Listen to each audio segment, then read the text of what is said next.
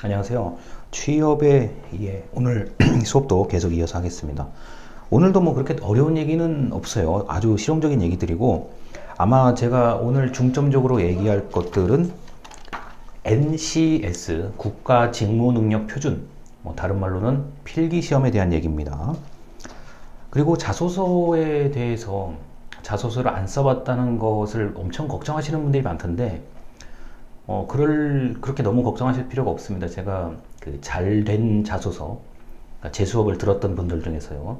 그리고 그렇지 못한 자소서, 그리고 좀 제가 기억에 남는 것들, 잘하고 못하고가 아니라 기억에 남는 것들, 그리고 결과, 그렇게 자소서를 첨삭을 받고, 이 수업을 마쳤던 분들이 어떤 식으로 되었는지, 제가 알고 있는 분들에 한정해서 말씀드리겠습니다. 그러니까 자소서에 대해서는 너무 걱정 안 하셔도 됩니다. 자, 49쪽인데요. 49쪽의 아래서 6번째 줄. 자, 채용 전환형 인턴십이라고 되어 있습니다. 자, 채용 전환형 인턴십은 제가 대학교 4학년 때, 그러니까 2005년도, 6년도 때 저는 학교 안에서 그 포스터를 보고 제가 이거를 처음 봤어요. 예를 들어 그때 당시 포스터의 내용이 좀 기억이 납니다. 왜냐하면은 지금도 그렇게 하고 있기 때문에 그래요. 그 어떤 선발 과정을 거쳐서 3개월 동안 수습을 한 다음에 만약에 특별한 이변이 없으면 채용되는 조건으로 한다. 이게 바로 채용 전환형 인턴입니다.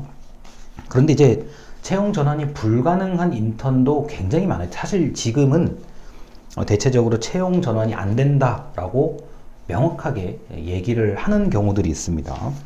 그런데 제 입장에서 봤을 때는 이게 생각의 차이가 분명히 저와 이 영상을 보시는 분들이 있을 텐데, 인턴이라는 기회는 만약에 내가 할 수 있을 여건이 된다 그러면 하는 게 좋아요. 왜냐하면 인턴이 그 시점에 만약에 그것을 못하게 되면은 그게 또 그 기회가 6개월 뒤에 1년 뒤에쯤 올 수도 있고 아닐 수도 있다는 점이기 때문에 그렇습니다. 그래서 저는 여러분들에게 특히 4학년 분들, 4학년 1학기에 있는 분들이 지금 있으실 텐데, 제가 예전에 이 수업을 들었던 우리 남학생들, 그리고 여학생들 보면은 저한테 물어보더라고요. 4학년 1학기 때 인턴하는 게 맞겠습니까? 근데 저는 권장했습니다. 인턴을 권장했고, 특히나 올해와 작년 같은 경우는 코로나 이 상황 때문에 지금 대면 수업이 사실 안 되잖아요. 물론 되는 과도 있겠지만 제한적 대면 수업이잖아요. 그러다 보니까 중간고사, 기말고사 출석에 대한 부담감이 사실 지금 없는 상태거든요.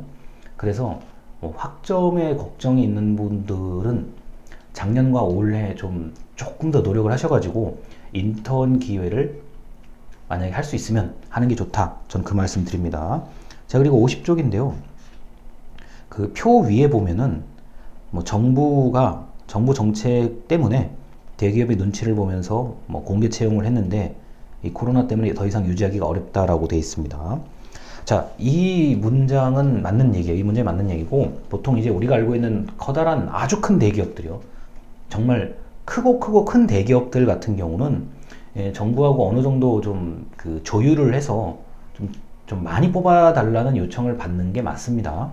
그러니까 비공식적으로는 대기업이 어느 정도 정부의 요청을 받아서 비공식적 요청에 따라서 그 신입사원을 대거 한꺼번에 많이 뽑는 그런 모습들이 지금까지 있었던 게 사실입니다. 그런데 지금은 이게 지금 기업이 잘못하다가는 그렇게 굉장히 큰 기업도 경영에 문제가 생길 수 있기 때문에, 그리고 대규모 채용을 할 만한 이유가 별로 없어요. 제가 볼 때는요. 그래서 이제는 수시 채용, 지난번에 말씀드렸던 그런 형태가 있다는 거고, 그러다 보니까 이제 정부가 오히려 대기업이 안고 가야 되는 그 공개 채용을 정부가 지금 하고 있는 거죠.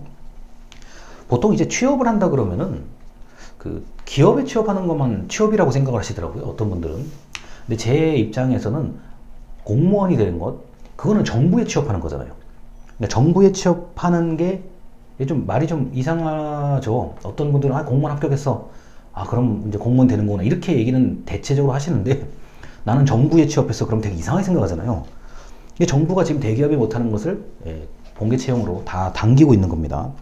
그래서 공무원 채용 그리고 공공기관 우리 중간고사 이후에 얘기할 것들 그렇게 이제 말씀드릴 수가 있고요. 그리고 51쪽에 뭐 위에서 7번째 줄에 계속 같은 얘기입니다. 범용 역량에서 직무 역량으로 채용이 변화되고 있다 그러는데 저는 이 얘기에 대해서는 좀 덧붙이고 싶은 게 범용 역량도 굉장히 중요해요. 그러니까 다양하게 두루두루 할 수 있는 역량도 엄청나게 중요합니다.